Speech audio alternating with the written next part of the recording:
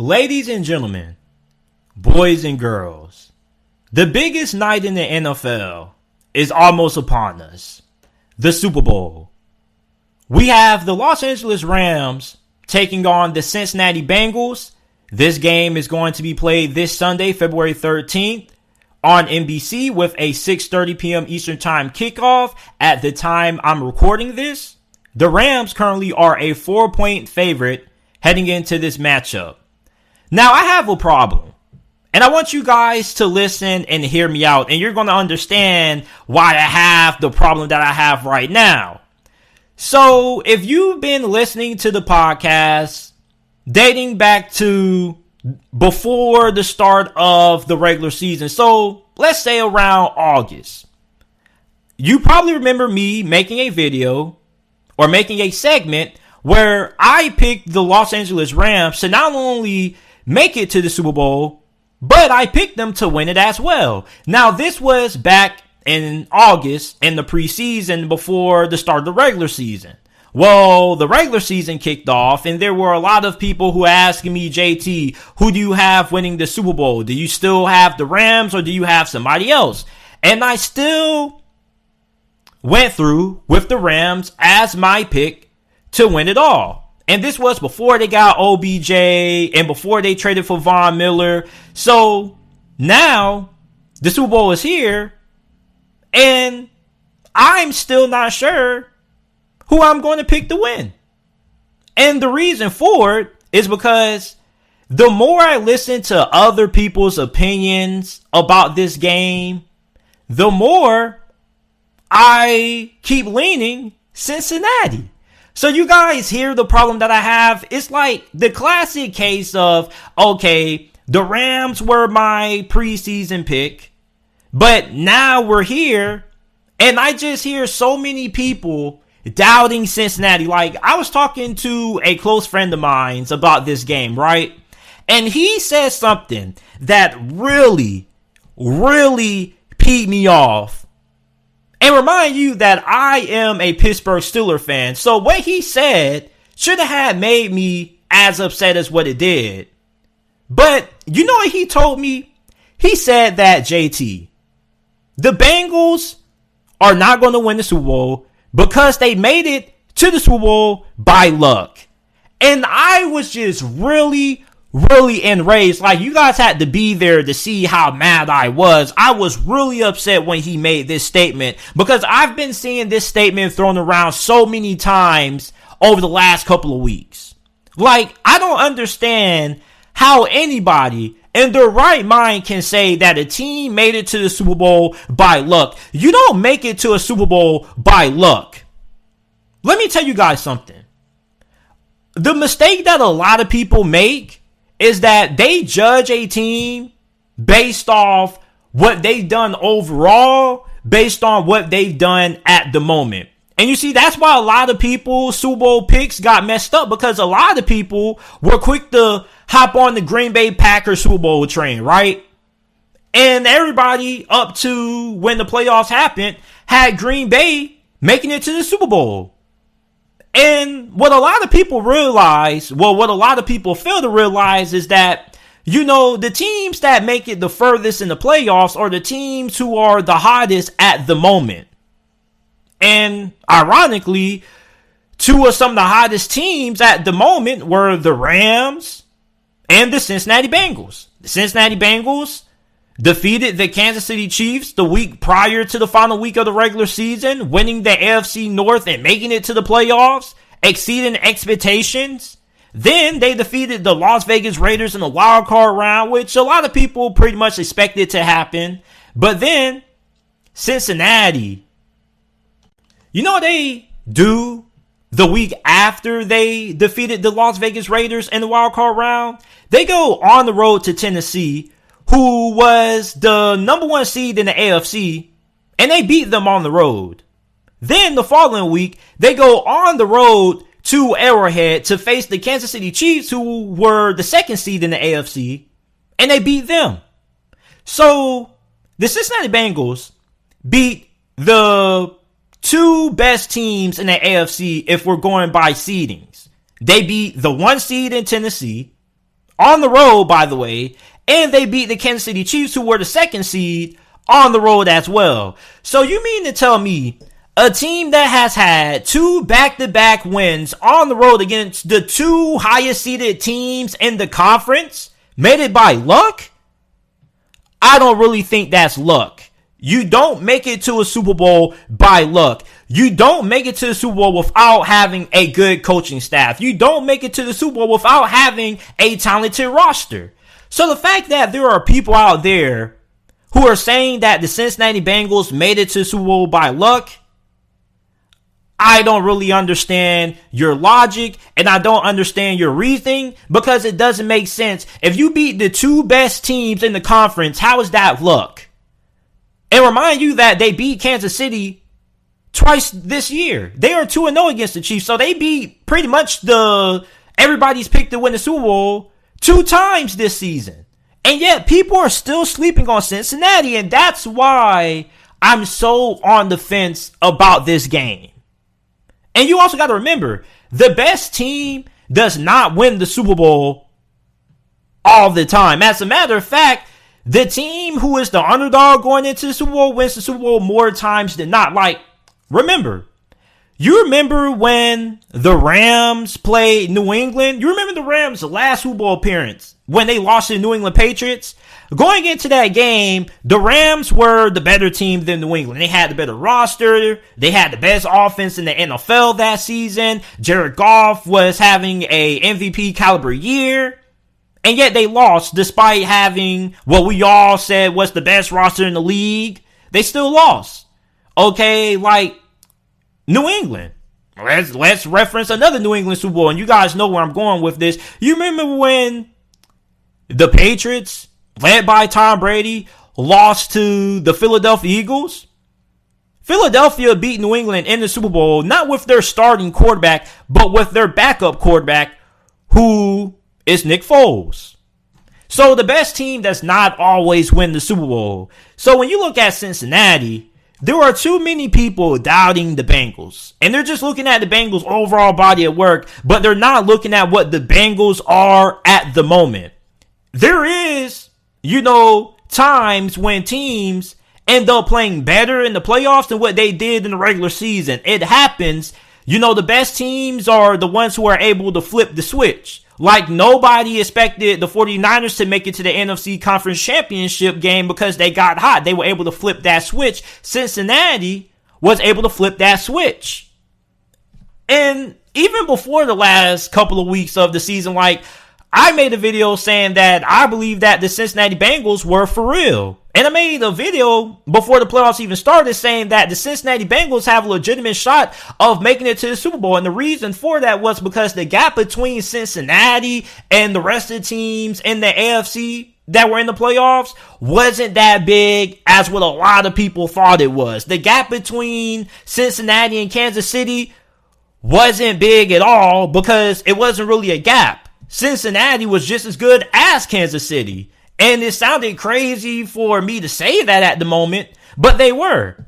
Then on top of that, you got to look at the fact that a lot of people, when they say that Cincinnati made it to the Super Bowl by, look, I understand not a lot of you guys really mean it that way. Some of you guys are just wording it the wrong way.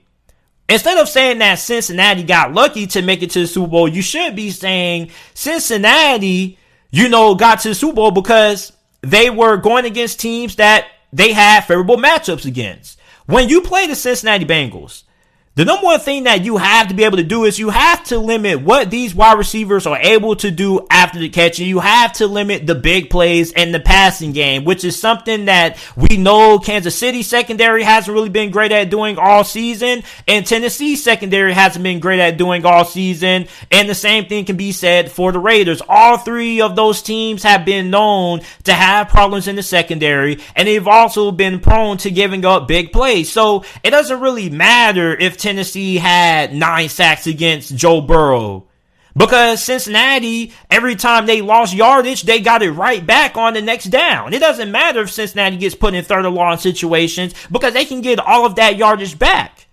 So you look at the Bengals, they had pretty much been a mismatch for their previous three opponents, because their previous three opponents haven't been able to limit big plays. Now, for the Rams, are they going to be able to make Cincinnati pay for not being productive on first and second down and being put in third and long situations? Are they going to be able to capitalize off Cincinnati's offensive line not being the greatest? Which Cincinnati's offensive line isn't great, but it's not bad. Now, the right side isn't great, but the left side with left tackle Jonah Williams is pretty good. So when you look at the LA Rams, okay, is their pass rush going to be able to take over this game? Because if you're a Rams fan, that is a must. If you're picking the Rams to win this game, that pass rush has to take over. You need Aaron Donald and Von Miller to have big games, because you can't allow Joe Burrow to just sit back there with a lot of time, because we know what happens when that does occur. Cincinnati has, crazy explosive plays. So another thing that Cincinnati does really well is the fact that they are really good when it comes to the timing and chemistry that Joe Burrow has with his receivers. So for the Rams, it's going to be really important that they're able to take away the routes that Cincinnati likes to do. It's very important that they're able to take away those quick throws that Cincinnati likes to do. Like, you got to take away those quick throws that Joe Burrow likes to do. You have to take away those quick back shoulder throws that he likes to throw to Jamar Chase. And that Jamar Chase versus Jalen Ramsey matchup is going to be very big, because one of the big weaknesses that the Rams have going into this matchup is their secondary. Their secondary hasn't been that good this year. Outside of Jalen Ramsey, there hasn't really been anybody that has really stood out to me from that Rams defense. Now, I'm not saying their secondary is garbage or anything like that, but I do feel like this secondary could end up getting exploited by the Cincinnati Bengals passing attack if that pass rush can't get home consistently, and if Jalen Ramsey isn't able to have a big day against Jamar Chase, because Jamar Chase is, without a doubt, Joe Burrow's go-to wide receiver. He's looking for him every time on third down. He's looking for him a lot inside of the red zone. So if Jalen Ramsey takes away Jamar Chase, that doesn't necessarily mean that the Rams are going to win, because they still have Tyler Boyd and T. Higgins to worry about. But if Jalen Ramsey does his job and he has a good day against Jamar Chase, you take away Joe Burrow's number one option. Then you have to worry about if your other corners can hold up against Tyler Boyd and T. Higgins. But that Jamar Chase versus Jalen Ramsey matchup is going to be huge. Then, can the Rams defense come away with some turnovers? I mean, this Cincinnati Bengals offense, when they get going, they get going. So you have to take advantage when you're able to get a couple of takeaways. So when you're able to get a couple of takeaways, that keeps their offense off the field and it puts their defense back on the field. And if you can get Cincinnati's defense gassed and their offense is turning the football over, that's some points. Now, Cincinnati's defense is really underrated. Okay, like, their defense played phenomenal in the second half of that AFC Championship game. And remember that Cincinnati had to come from behind to win that game. Patrick Mahomes was lights out in the first half. Second half, 2 interceptions. I think he only had like 55 pass yards or something like that. Like, Cincinnati's defense played outstanding in the second half of that matchup. So, you look at the Rams offensively, they've been money. But at times, they've had some moments when they tend to beat themselves. But Matthew Stafford is making his first ever Super Bowl appearance. And I'm really proud of Matthew Stafford. Like, Matthew Stafford is one of my favorite players. And I'm really happy that he has been able to overcome the past narratives about him. You guys know what these past narratives have been about Matthew Stafford. He couldn't win the big game in Detroit. The Lions weren't able to reach their potential because of Matthew Stafford. Well, Matthew Stafford gets traded to the LA Rams, and he gets put with a good head coach in Sean McVay, a good organization, a team that has some talent around them, and now look at them in the Super Bowl. So I'm really happy for Matthew Stafford. However, if you had to ask me which team and which players had more pressure to perform and win this game, it would be the Rams and it would be Matthew Stafford. And the reason for that is because you got to remember that nobody really had too many high expectations for Cincinnati this season. As a matter of fact, not too many people had the Bengals having a winning record. So the fact that the Bengals won the division, made it to the playoffs, and made it to the Super Bowl is a huge shocker. So nobody really has high expectations for Cincinnati. So if Cincinnati wins this game, nobody's really going to be harping on them too long because they were expected to lose.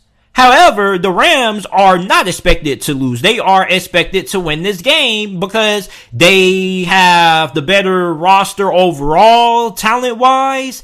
And on top of that, they have the better coaching staff. So the Rams should win this game, according to the eyes of a lot of people. However, like I said earlier, the best team doesn't always win the Super Bowl. And when you look at the LA Rams, the Rams have a all or nothing approach. They're basically playing Madden. And instead of building through the draft, they instead rather use that first round pick and trade for a proven veteran, which is what the Rams have been prone to doing, which also means that they run up the cap space a lot. So for the Rams, with this all or nothing approach that they take every season, it pretty much puts them in a Super Bowl or bust, kind of section of the NFL. Teams that we presume to be Super Bowl or bust are the Packers, the Cowboys, the Rams, the Saints, like teams that take an aggressive approach and don't really utilize or build through the draft that much, but rather build through free agency or put in that, Super Bowl or bust conversation. Because if you're a Rams fan and you don't win the Super Bowl, you're probably going to look back on this season as, kind of a letdown. You're going to be like, okay, we made it. We won the NFC Conference Championship game and whatnot. But our expectations were to win the Super Bowl. And that's why there's more pressure on the Rams to win this game than Cincinnati. Because Cincinnati, I don't want to say they're playing with nothing to lose, but they're playing with low expectations with the fact that nobody really expected them to be in this spot. Meanwhile, a lot of people expected the Rams to be in the Super Bowl, and with how talented of a roster they have, many people expect them to win it, which is why they have a lot of pressure on them to win this game.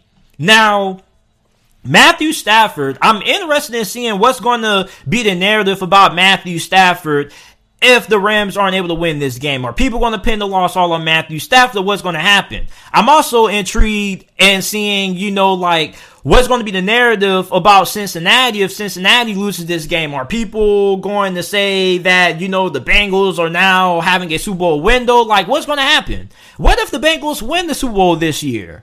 How are people going to look at the Bengals? Because you guys know that everybody has recency bias. That's just human nature, that we're more prone to go with what was successful recently. So with Cincinnati, if they win the Super Bowl, are people going to pick them to win the division for 2022? Because you're going to have a fully healthy Ravens team. You're going to have a Browns team that, although they do need help at wide receiver, is pretty good elsewhere. Linebacker needs a little bit of improvement, but other than that, you're going to have a fully healthy Browns team that probably should be better next season than what they were last year, still with a top 5 roster from a talent standpoint. Then you're going to have the Pittsburgh Steelers. You never want to count out Mike Tomlin and that organization. So where are people going to look at the Cincinnati Bengals in terms of the AFC North? Are people going to pick them to win it again, or are people going to go elsewhere? It's just really interesting. I'm really interested in seeing how the narrative about Cincinnati changes if they win this game. Because not too long ago, we were calling the Cincinnati Bengals one of, if not the worst franchise in the league. You remember when people were saying that Joe Burrow should refuse to be drafted by the Cincinnati Bengals? You remember when Carson Palmer came out and said that Joe Burrow shouldn't go to Cincinnati? You remember when Carson Palmer slandered Cincinnati? Pretty much how they held them back and they never really put a lot of emphasis on winning. Well, now they're in the Super Bowl. So how are the narratives of these two teams going to change after this game is what I'm interested in seeing. Also, how much will the Rams pretty much having somewhat of a home field advantage impact this game? Because this game is being played in California, pretty much around the area that the Rams play in. Pretty much the Rams have home field advantage. So, are Rams fans going to deck out the stadium? Or are Cincinnati fans going to travel really well and make this a true neutral site game? Because the Super Bowl is supposed to be a neutral site game, simply for the fact that, it's a championship game. So you don't really want to give, any team an advantage, even home field advantage with crowd noise. So you look at the Rams having the home field advantage in this game, in this matchup. How's that going to affect Cincinnati's offense? Is the crowd noise for the Rams going to cause Cincinnati to have a couple of false start penalties, or is this going to affect their communication? How is the home field going to impact this Super Bowl? Really intrigued in seeing that. So, the team that I'm going to take to win this game, I'm going to go with the LA Rams. The reason why I'm taking the Rams is because I really like Aaron Donald and I like Von Miller in this game. And I understand that Cincinnati has been able to overcome, not having the best offensive line play at times, even though they had a very good performance last week against Kansas City. Kansas City doesn't have Aaron Donald and Von Miller, and I feel like those two players are going to be really big factors on the defensive side of the football for the Rams. And offensively, the Rams have one of the best offenses, just as good as Cincinnati's, when they're not killing themselves with turnovers. And on top of that, you have Cooper Kupp, you have Odell Beckham. Like, Cincinnati's strength is their pass rush. Well, you have a pretty good offensive line. So if your offensive line plays up to the level that it has pretty much for the whole entire playoffs and off season, you should be in pretty good shape, because there was a time last week when Cincinnati's defense couldn't get off the field until the second half, when they were able to make those adjustments. So for Cincinnati, their defense is pretty underrated and they are really good against the run. However, the Rams are more of a predominantly passing team. And you look at Cincinnati's corners, it's kind of been up and down. Like, they've had some big moments, they have some great moments, but overall, I think that the Rams are going to win this game, because it's going to come down to whoever has the ball in their hands last. And I feel like the Rams are going to be the team that's going to have the ball in their hands last. And if they're going to want to win the Super Bowl, it's going to come down to Matthew Stafford delivering a game-winning drive. And if Joe Burrow has the ball in his hands last, I'm not going to say I don't trust him. It's just that, you have Aaron Donald and Von Miller, all those guys going to be able to come up and make a play. So I'm going to take the Rams to win outright, but I'm also going to take the Cincinnati Bengals to cover. As a matter of fact, I actually made a bet with a friend.